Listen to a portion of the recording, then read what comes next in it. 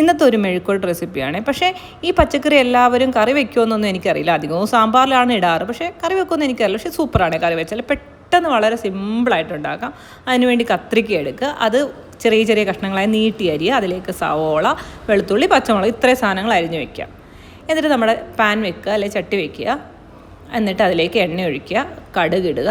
കടുക് നന്നായിട്ട് പൊട്ടി വന്നതിന് ശേഷം കറിവേപ്പില, അതുപോലെ നമ്മുടെ വത്തൽമുളക്, ഇച്ചിരി മഞ്ഞൾപ്പൊടി കൂടി ഇടുക. ഇത്രേ ഉള്ളൂ കേട്ടോ. എന്നിട്ട് നമ്മുടെ കത്രിക്കയും സവോളയൊക്കെ അരിഞ്ഞ് വെച്ചത് ഇതിനകത്തോട്ട് ഇടുക. നന്നായിട്ട് ഇളക്കുക. കുറച്ച് ഉപ്പുകൂടി ഇടണേ. ഉപ്പുകൂടി ഇട്ട് നന്നായിട്ട് ഇളക്കി അങ്ങ് വെക്കുക. വേറെ ഒന്നും ചെയ്യാനില്ല കേട്ടോ. ഇളക്കി അവിടെ മൂടി വെക്കുക. ഒരു 3-4 മിനിറ്റ് കഴിയും. സിമ്മിലിട്ട് വെക്കണേ. 3-4 മിനിറ്റ് കഴിയുമ്പോൾ വന്ന് നോക്കുക. എന്നിട്ട് നന്നായിട്ട് വഴഞ്ഞു വന്നിട്ടുണ്ടെങ്കിൽ താക്കുക, ശകലം പച്ചവെളിച്ചെണ്ണ ഒഴിക്കുക. കഴിഞ്ഞു പരിപാടി. ഇത്രയേ ഉള്ളൂ.